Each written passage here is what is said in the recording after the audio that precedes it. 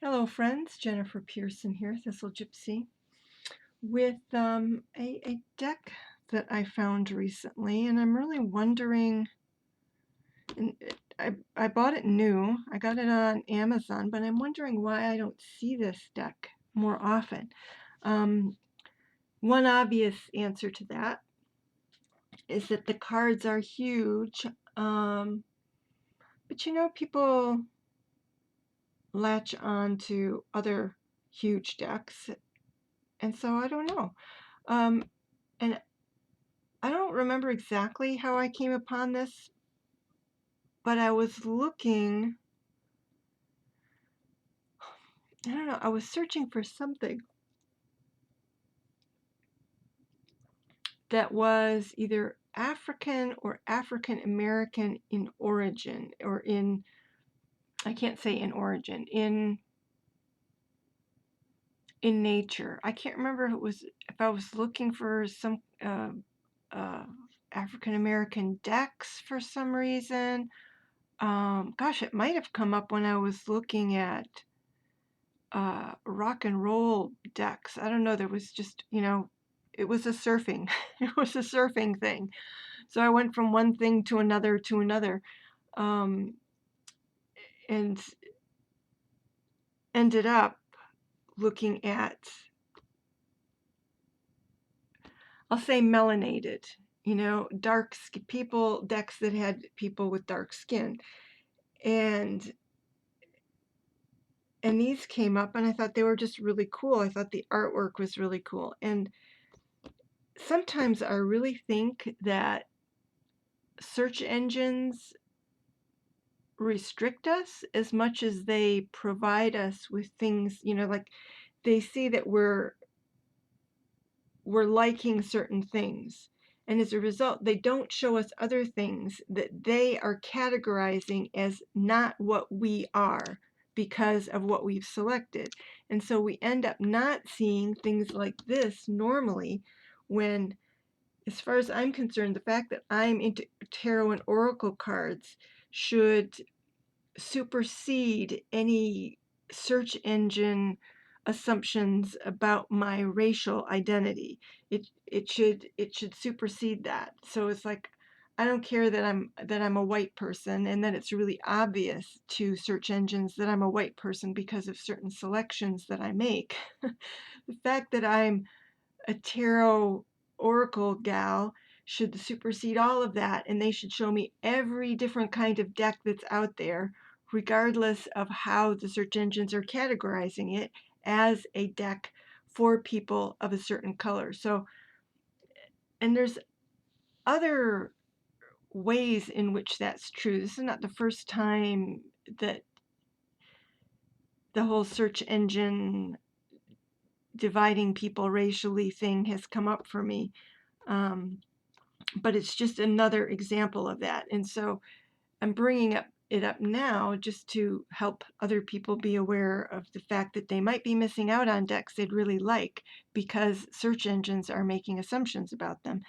And that being true, you have to actively seek out. If you want to know if decks like this exist, if they even exist, you're going to have to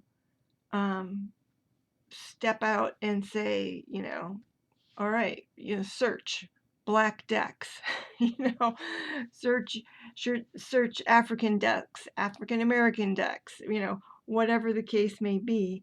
And it could be, search Maori decks or, whatever, I don't know, whatever your particular interest or whatever is striking you at the moment. It doesn't hurt to put in some odd quote unquote for anybody's assumptions for you, put them out there and see what comes up, and you might end up with something really cool. I consider these really cool. I don't care who they were made for.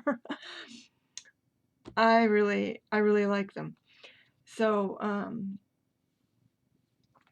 and so I was really curious about them, just looking at their art, and having gotten them, even though they're humongous, I still really like them.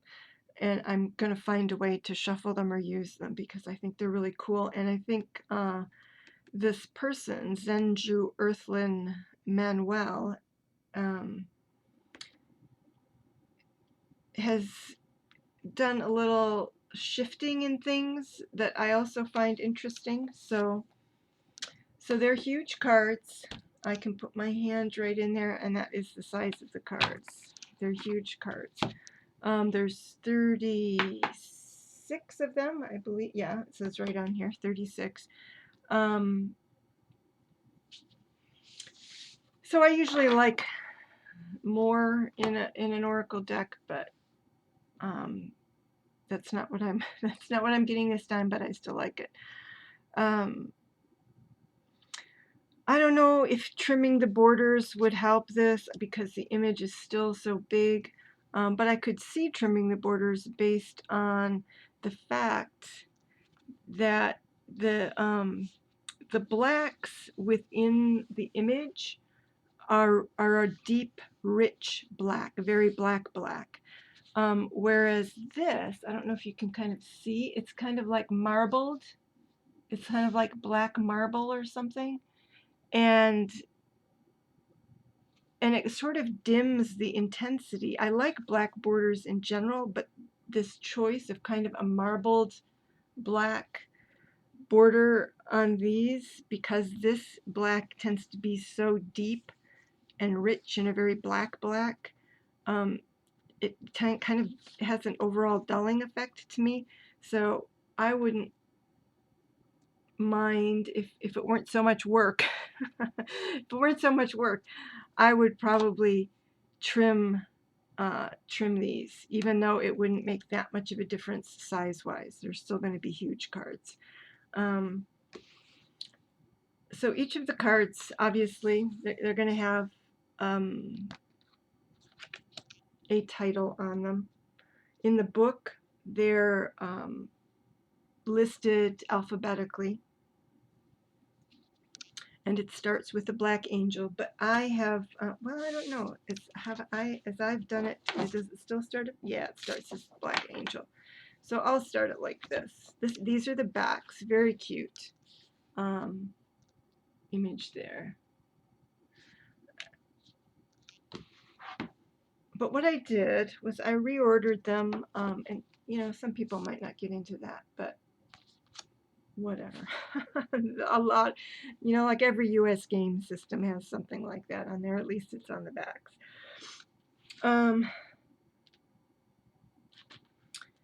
It doesn't have a system, but she does group the cards according to some principles, kind of. So there are 8 cards that she feels has to do, the creator of the deck, has to do with external perception. So there are 8 cards that have to do with external perception. And it says, if you selected any of these cards, the external perception you have of yourself or how you think others see you can get you into trouble. So, very interesting. So I'm going to go through. So that's how I've grouped them, is according to these groups. So we're going to go from the Black Angel to the Sun Daughter. I'm not sure that they'll be in this order, but let's go through them. So, and I just love the vibrancy of these cards. And some of them have, there's a card called the Midwife, which just has such a power pose about it. Anyway, so there's the Black Angel. Yep, I guess they will be more or less in the order. So the Builder. Whoops, sorry for the glare. And this has a slightly different meaning than you might think, although it can mean this kind of literal building. It's also about building people up. It's a very Aries kind of a card and talks about some of the temperamental problems that might come along with the strengths, you know, so it's a psychologically astute deck. The Earth Mother. There, I think, are 6 or 7 cards that are horizontal in their images.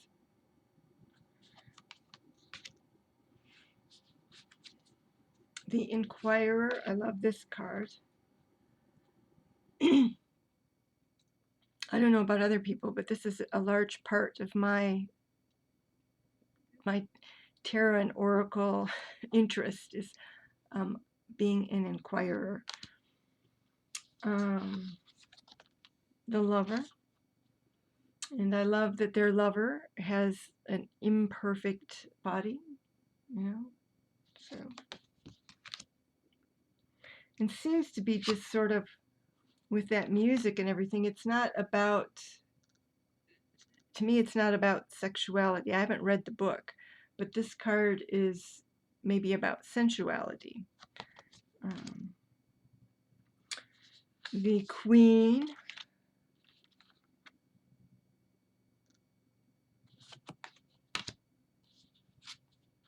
See, so maybe a lot of them are in this group.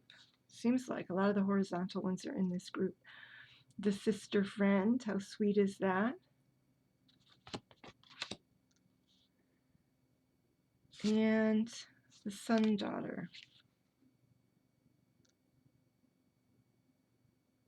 I just love I mean, somehow these cards get away with an intensity of color that I might not be able to accept in other decks. And I don't know, like this is like almost neon here. And yet for me it works. And I don't know if it's the balance of the black, if it's the balance of the black background that's a little bit more muted. I don't know, but it works for me. And I think it feels healthy for me to somehow have this vibrancy. All right, so the next set, 1, 2, 3, 4, 5 of 5 cards is Mission in Life. If you select any of these cards, you are far too absorbed in what you do in life. You are mission driven. Your way of pushing in life drains your energy. So very interesting. So the Healer. And I know other people who've said it's so important for a healer to rest. So the Helper.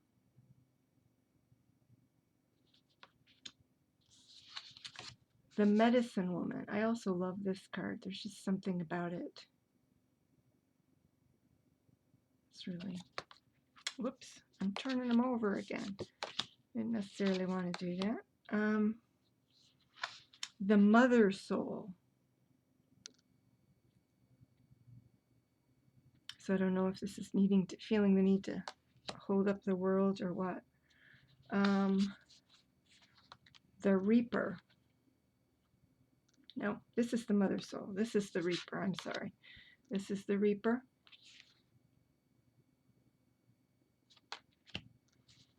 And this is the Mother Soul.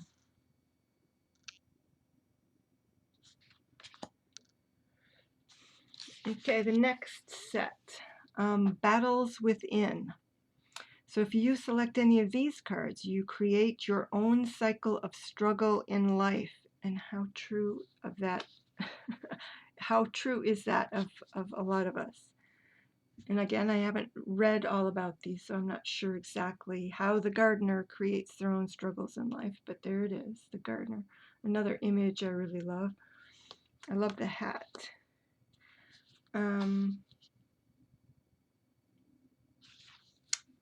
The Grandmother.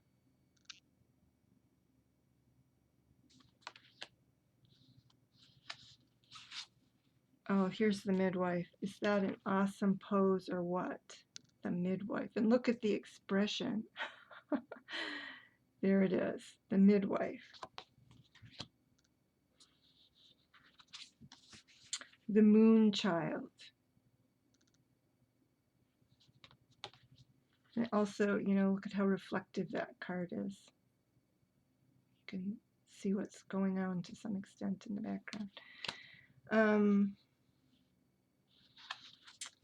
There's the Warrior. There's another one called the Sojourner, the Warrior.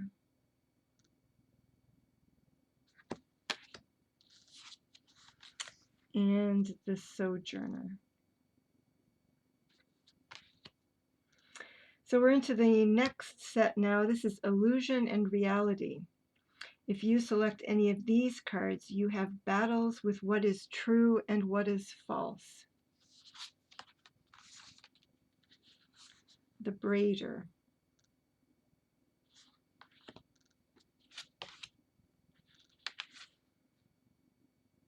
The Changer. Now, I'm pretty sure I got these as a new deck, but some of the cards had little, this has got a little crimp in it, and I think there's one other. And this deck is from 2012. I mean, that's when, let me see, copyright, yeah, the copyright is 2012. So it's been around for a while. The Prayer, as in the person who prays.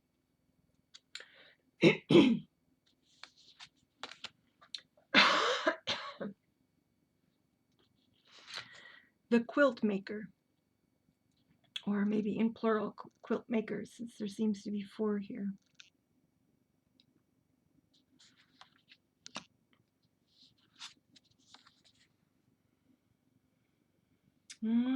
Where's the Reader?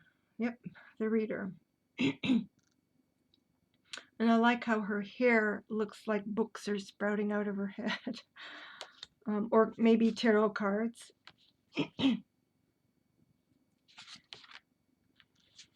The Teacher.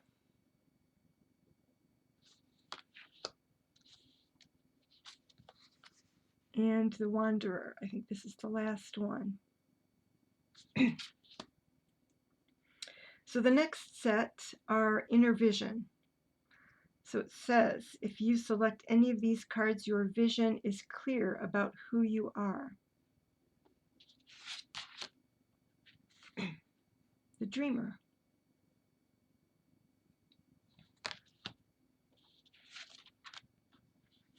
The Seer.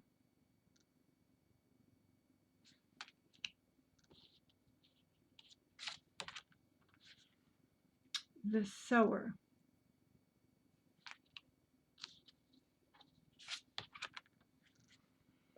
The Spirit Guide.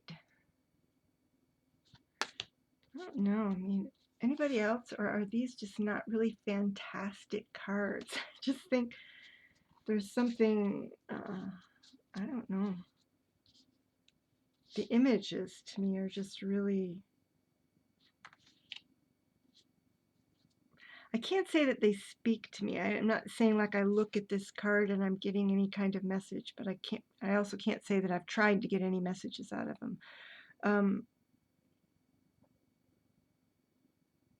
But I don't know. They do feel like they sort of sink into my soul. So the last set is Personal Powers. If you select any of these cards, you have a great ability and fearlessness that others desire. And it says, and yet you could be unaware that you are an obstacle to the healing capacities within you. All right, so there's always a little something going on. The Poet. This is one of those decks where I think the guidebook is just going to be really interesting to read just because she has kind of a different perspective, and I'll go into that a little bit here. The Pathfinder. The Mother Wit. And that's a bird she has there in her hands. Looks like a bluebird. The Joker.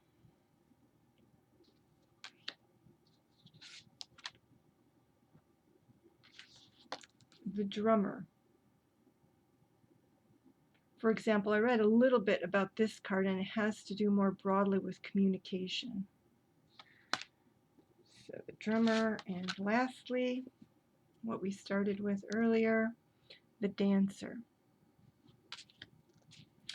So these cards, oops, don't have a specifically reversed meaning. What they have is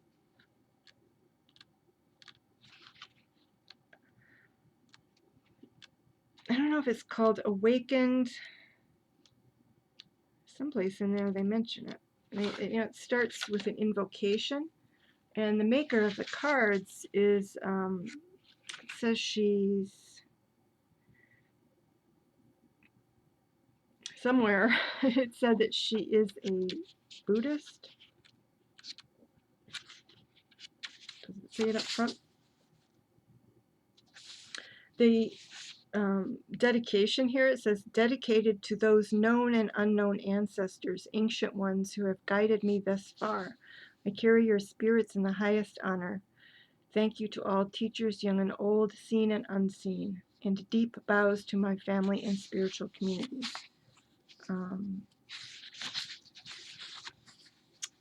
So I don't know where. About the author is in the back. All right. But there's an invocation to start.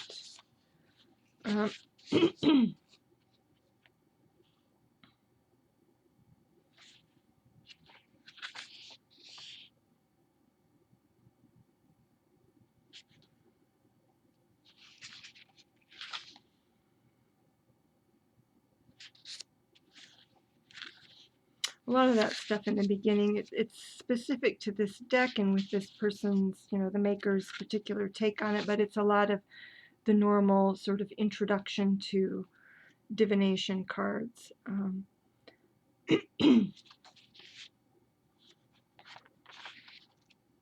Okay, well, it shows it a little bit here, but I'm going to look for where it talks about it. So instead of upright and reversed, it has waking and sleeping paths. And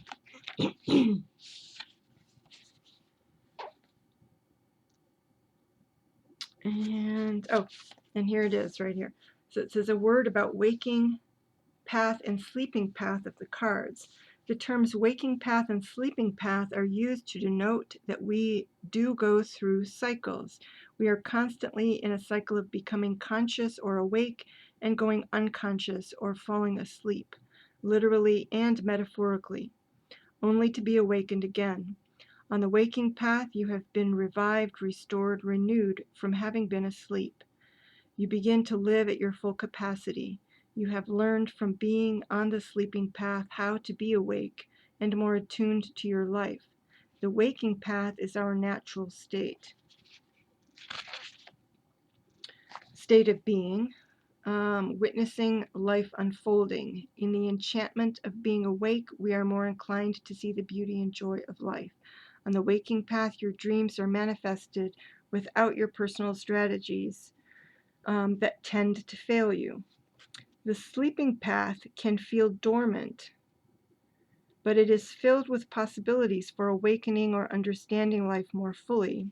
In order to access these possibilities, we need the sleeping path as an incubation period for learning and growth. The sleeping path can also be a place where you are active in transforming or healing as you head back to the waking path. Beware the deep suffering. Beware that deep suffering occurs when you dwell too long or become stuck on the sleeping path. Watch for stagnation by attending or engaging those things you know about yourself and using them as an excuse for your suffering. What have you left unattended in your life? When reading the messages in this book or coming up with your own while using the cards, you might find that you are on one path more than the other. Realize that you walk both paths.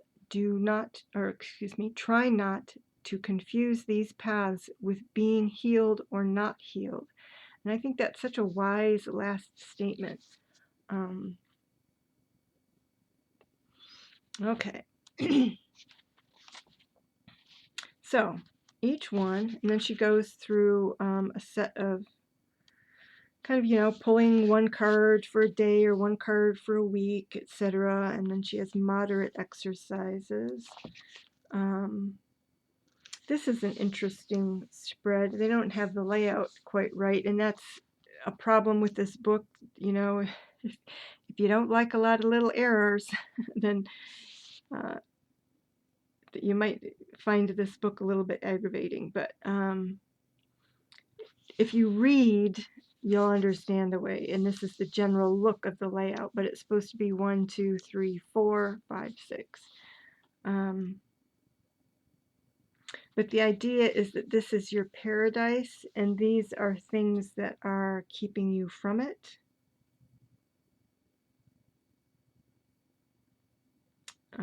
Where does it say?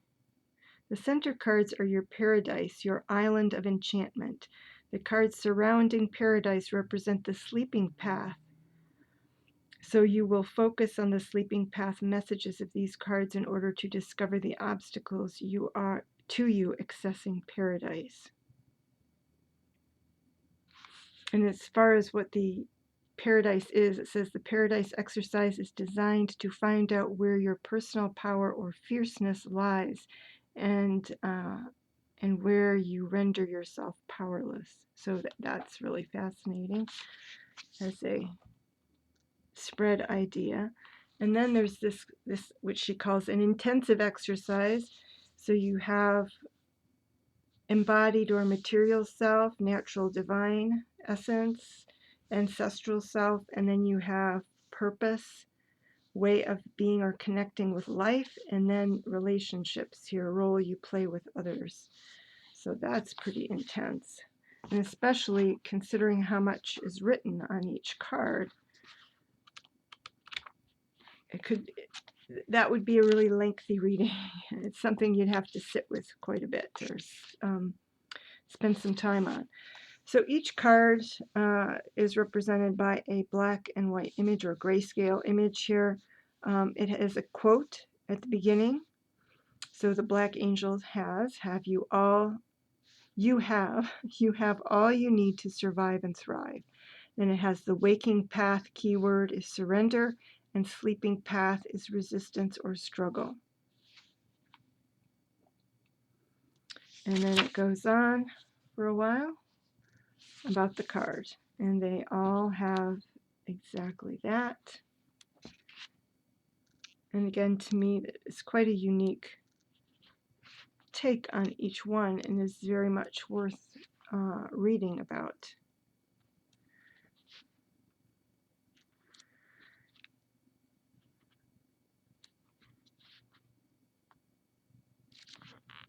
So there it is.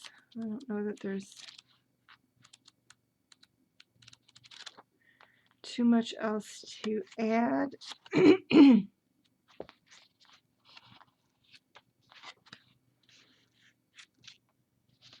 And there's the maker. Yeah, it says she is an ordained Zen Buddhist priest who was born in Los Angeles, California, to parents who migrated from Creole, Louisiana. So cool, and I'm so glad I accidentally found these cards. And as I said at the beginning, I wish there weren't constraints in search engine assumptions about what to present that kept me from them for so long. So there they are for anybody else who might find them, the images quite fascinating and marvelous, and might be able to get them, fit them into their reading practice. Let me see how I can possibly shuffle them. Well, I don't shuffle too bad. I'd have to get used to it as a side shuffle. Not impossible to shuffle. And they can shuffle. They can do an overhead shuffle. And that would get easier if I had a little bit less border, but it's not, taking the borders off isn't going to give me substantially more room.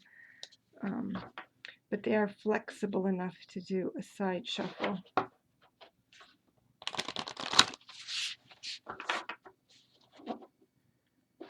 Alrighty, so there they are.